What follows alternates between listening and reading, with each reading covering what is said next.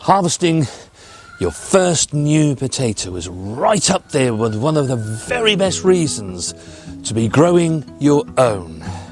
And in today's video, we shall give you the ultimate guide to growing your potatoes from seed to table.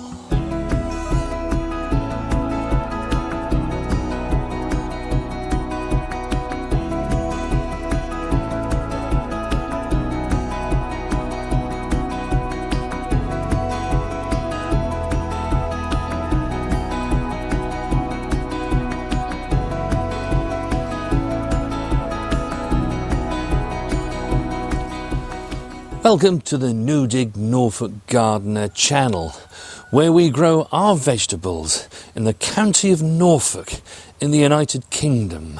We grow our vegetables in Zone 9A. Now, although you can actually buy seed, as we know seeds, to grow potatoes, they're usually grown from what we call seed potatoes. These are just potatoes that have been stored from the previous season. Here in the UK, potatoes are classed depending on how long they take to grow. There are the first earlies or early season crops, and then there are the second earlies or mid-season crops, and then there are the main crop or late season crops. Early potatoes, they will take somewhere between 10 to 12 weeks to give you a harvest. For second earlies, that is 14 to 16 weeks. And for your main crop potatoes, 20 weeks plus. In other parts of the world, what we know as first and second earlies, you will know as determinate varieties. And what we know as main crop varieties, you will know as indeterminate varieties. First and second earlies, they produce less. They only grow their potatoes on one level. However, they usually miss the blight. But if you can avoid the blight when growing main potatoes, you get a much larger yield and they store really very well. This is because main crop potatoes, they can produce their potatoes on different levels. The year starts really early for potatoes. Your seed potatoes will normally arrive sometime during late January and February.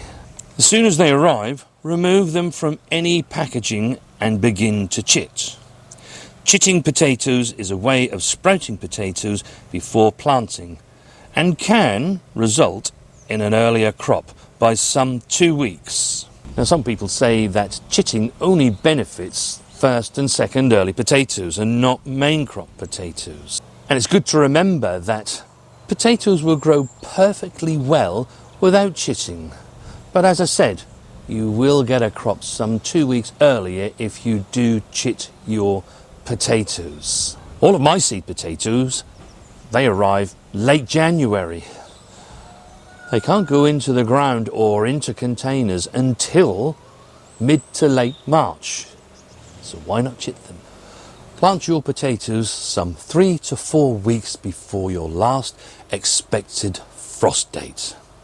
However, with first and second earlies, if you have an undercover space like this, then you can actually start your potatoes off a few weeks earlier. For myself and Mrs. W, we start potatoes off in late January and February and early March, just so that we can get the taste of lovely new potatoes a few weeks earlier than the ones that we shall plant out into the plots. However, whenever you plant your potatoes, do make a note in your notebook or your diary the date that you planted them. Now, potatoes can be grown in a variety of different ways, but for this video we should be looking at the two most common ways, which is growing out in the plots and in containers. If you're going to grow your potatoes in containers, you will need a container that is at least 30 litres or 8 US gallons. They also need drainage holes so that any water you give them, the potatoes don't like sitting in water, so excess water does need to drain away. For first and second earlies, fill your container 1/3 full with your growing medium. In this case, it's our homemade compost mixed with a little organic fertiliser. Lay 2 seed potatoes on top. Fill the container another 1/3 full and add another 2 potatoes on the opposite side so that they do not grow on top of each other. And then fill the container to within 1 inch of the top. Remember, first and second earlies only grow on one level, and if you don't plant them like this, the compost at the top of the container would be wasted.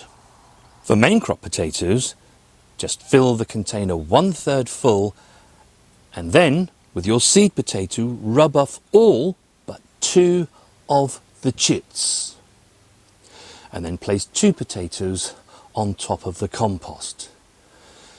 Then you need to fill your container to within 1 inch of the top of your container.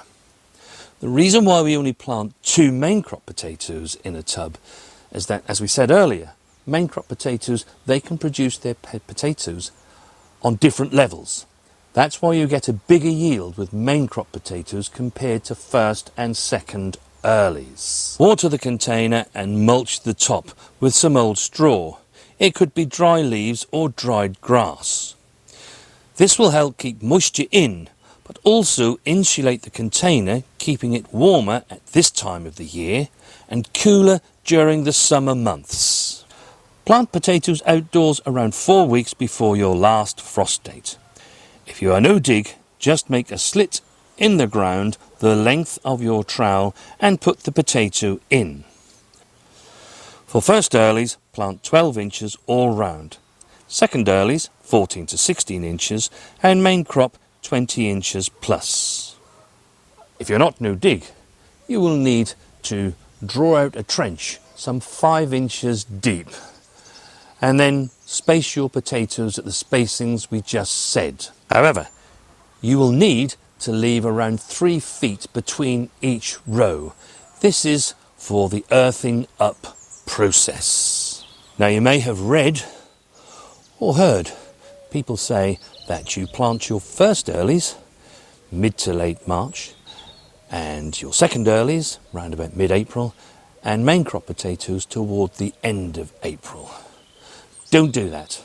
Plant them all at the same time. The only difference between the potatoes is the length of time that they're going to take to grow.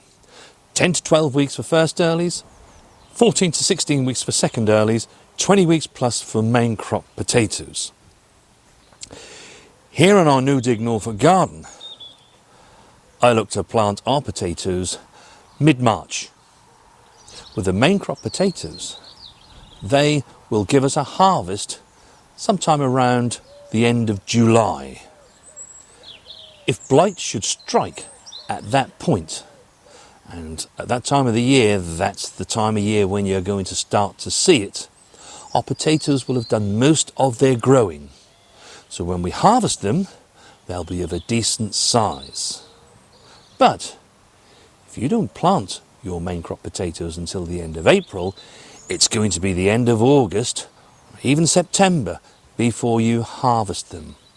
When you do go to harvest them, they will not have done the majority of their growing, and your yield will be much diminished. Once you've planted your potatoes, around 4 to 5 weeks after that, they will begin to break the surface. Once they reach about 5 inches tall, then you need to begin the earthing up process. Now, for people that are not no dig, that will mean that you will need to draw the soil up between the rows in the space that you've left. For first and second earlies, this need only be done once. This will just ensure that the potatoes growing near the surface as they start to swell do not go green. But if you're growing main crop potatoes, you may have to repeat this process 2 or 3 times because they will produce many more potatoes. If you're no dig like us, it's a really simple process. You just take a pot, fill it with compost and drop it over the top of the potatoes. Once your potatoes actually break through the surface, If all of a sudden you're expecting a late frost, the earthing up process can begin earlier so that those potatoes do not get nipped by Jack Frost. You can begin to understand now the advantages of growing your potatoes no dig, because you don't have to leave the 3-foot gaps. You get a bigger yield because all of a sudden you're planting your first earlies at 12 by 12. From now on, just water if no rain has fallen from the sky for 10 days or more. However, the most advantageous time to water your potatoes is around 2 to 3 weeks before harvest, so that the tubers swell. For containers, you will have to water them regularly, every 3 to 4 days, because their roots cannot access the water in your plots. When you see the flowers appear, that is a sure sign that potatoes are there. However, some seed potatoes don't flower, and this is why I said earlier in the video at the time of planting to make a note of the planting date so that you can count the weeks back. Harvest your early potatoes some 2 weeks after seeing the flowers appear. These are best harvested as and when you want them, as they soon lose that fresh potato taste. To harvest no dig, just pull the hulms up, or have a feel under the plant and harvest any that are of a size you want, leaving the rest to grow on. For second earlies and main crops, remove the flowers so that all of the energy of the plants goes into forming tubers and not seed. Also, remember that potatoes are closely related to tomatoes, which are a part of the deadly nightshade family. The seed pods look like unripe tomatoes, and they are poisonous. If you have small children, or like us, have young grandchildren, you don't want them picking them and eating. Also, I don't want Poppy, our dog, eating any that have fallen to the ground. You could harvest your second earlies as you would for first earlies, but I let them grow to term, as I do main crop potatoes. This means you will get the maximum harvest. You will know this moment as the foliage goes green and brown as it dies. Try to harvest on a sunny day, to leave them on the soil for a couple of hours to dry them off.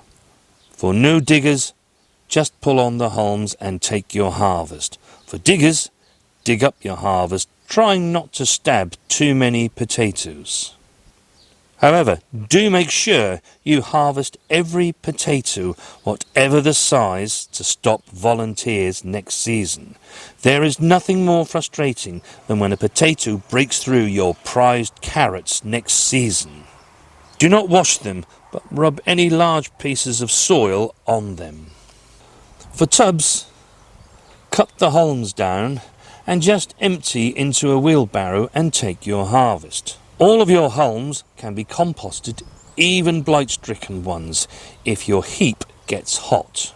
Keep your growing medium and use again for next season. For today's recipe, I shall be making some crispy muffin tin potatoes. They're a great alternative to roast potatoes and mash. It's just something a little bit different to put on your plate. For the recipe, you will need approximately 1 kilo of peeled potatoes, 2 cloves of garlic, 3 tablespoons of olive oil or vegetable oil, salt and pepper, mixed herbs. I've got some fresh parsley and thyme, but you could use any herbs really, whichever you like, and a couple of ounces of butter that we shall melt at the end.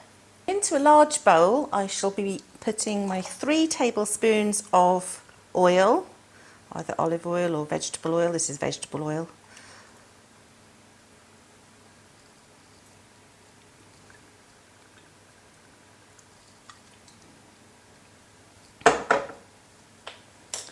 The 2 cloves of crushed garlic,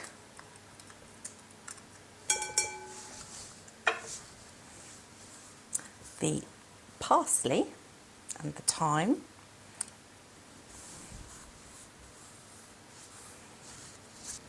and some pepper and salt, quite a good bit of seasoning.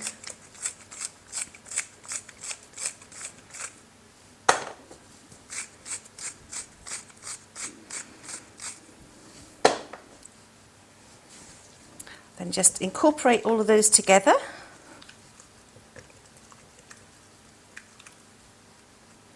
Just pop that to one side. And now with the potatoes, we need to slice them finely and evenly. I actually do have a mandolin, which I've had for a lot of years. I don't like using it, but I do have a nice guard on it, so hopefully I won't do myself any injuries. If you're going to hand slice these, you need to aim to make them about 2 millimetres thick, as evenly as you possibly can, so that when they cook, even if they are a little bit thicker, they may take a little bit longer, but they will cook evenly and together. So that's what you're aiming for, is evenness in the slicing, which is handy with the mandolin.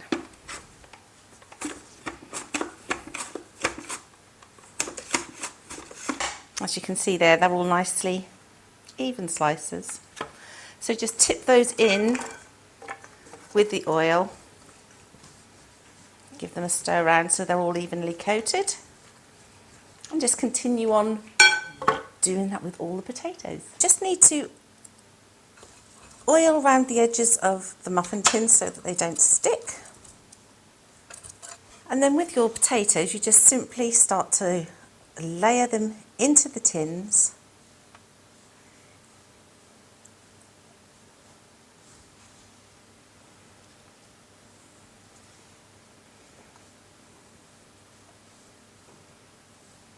Some of the larger ones may need to go on the top, so we just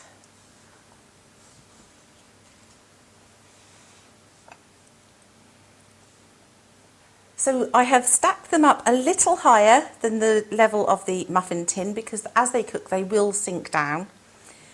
These were the last, I believe, virtually the last of our Sarpomero potatoes, which have been very nice indeed.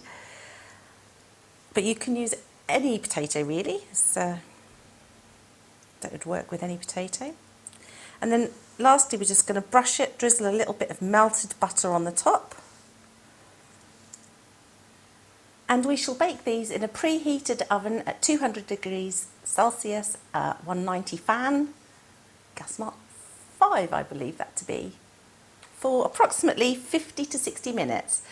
You will just test them with a knife. As long as the knife goes through easily, then they are cooked. And here they are. These have had 55 minutes cooking and they are nice and tender now. As you can see, they've gone nice and crispy on the top, and as you bite into them they will be nice and juicy in the middle.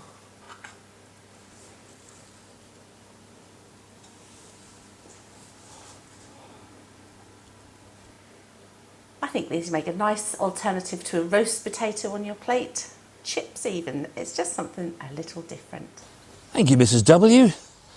They really are quite amazing, and something very different to have as a side dish with your food.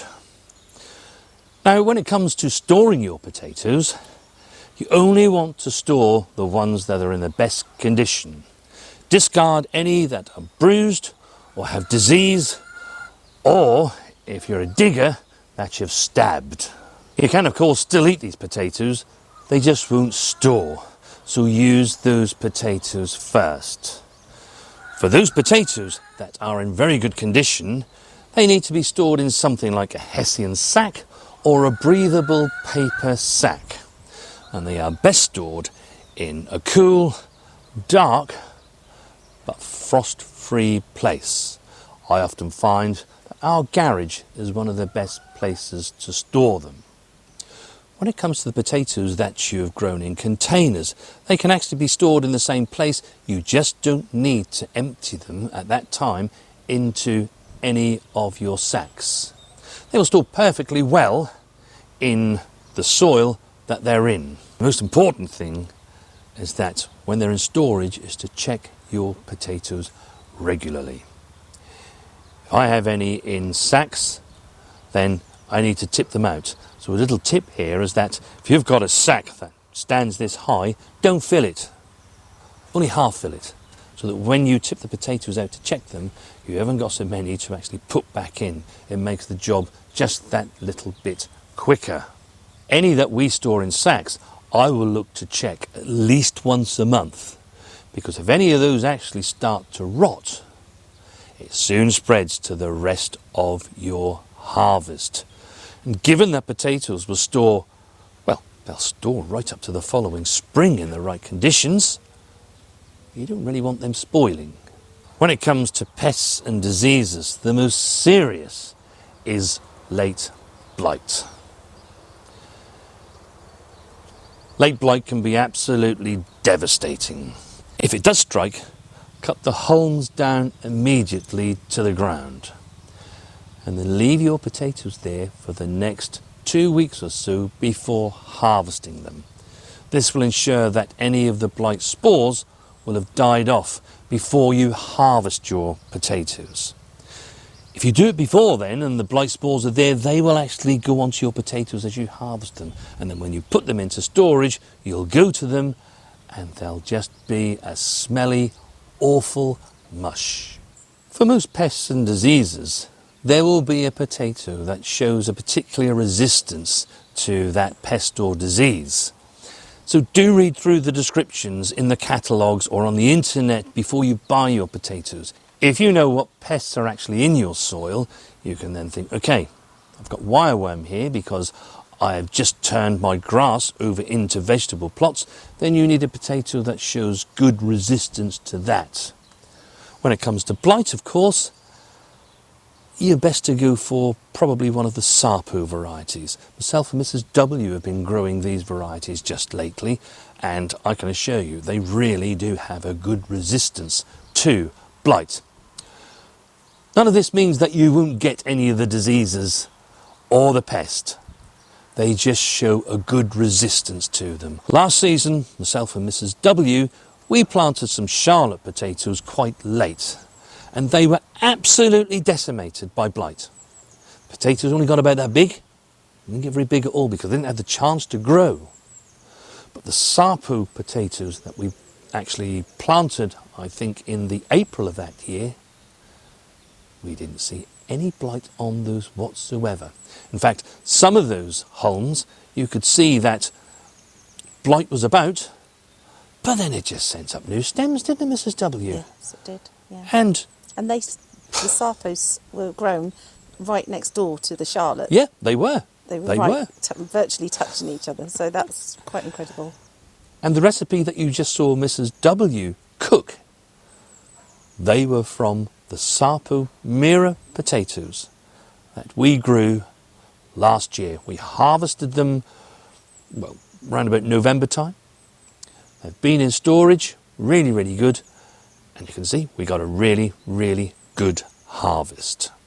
This video is just one of a variety of videos on how to grow from seed to table. So if you want to see how to get the best from your vegetables from seed to table, then watch this video next. Have a great rest of your gardening week, and we shall see you soon.